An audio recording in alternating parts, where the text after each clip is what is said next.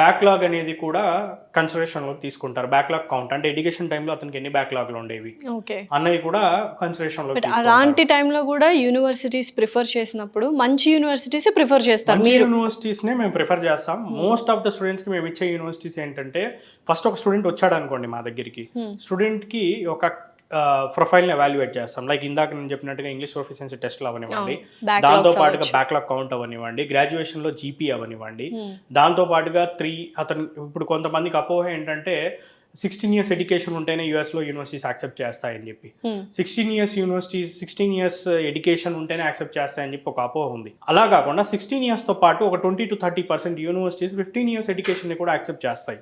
Okay. అంటే graduation చేసిన students, 3 years graduation చేసిన స్టూడెంట్స్ కూడా they are eligible to study in the United states.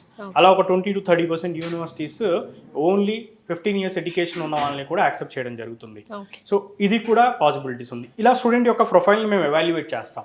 Scores, దాంతోపాటు GPA, అతని ఎడ్యుకేషను, దాంతోపాటుగా అతను ఏదైతే కోర్స్ చదివాడో, లైక్ ఇంజనీరింగ్లో కంప్యూటర్ సైన్స్లో ఏ సబ్జెక్ట్స్ ఉన్నాయి, అలా అన్నీ ఎవాల్యుయేట్ చేసిన తర్వాత స్టూడెంట్కి మేము ఒక 100 నుంచి 120 యూనివర్సిటీస్ని షార్ట్ లిస్ట్ చేసిస్తాం అతని ప్రొఫైల్ తగ్గట్టు. ఓకే. అంటే 100లో వాళ్ళు మళ్ళీ సెలెక్ట్ చేసుకోవచ్చు. వాళ్ళు సెలెక్ట్ చేసుకోవచ్చు. ఆ సెలెక్ట్ చేసుకున్న దాంట్లో కూడా మోస్ట్ ఆఫ్ ద యూనివర్సిటీ, మేము ఇచ్చే యూనివర్సిటీస్ అన్నీ కూడా స్టూడెంట్ యొక్క బడ్జెట్ని కూడా మేము దాన్ని కన్సిడరేషన్లో తీసుకుంటాం. నెక్స్ట్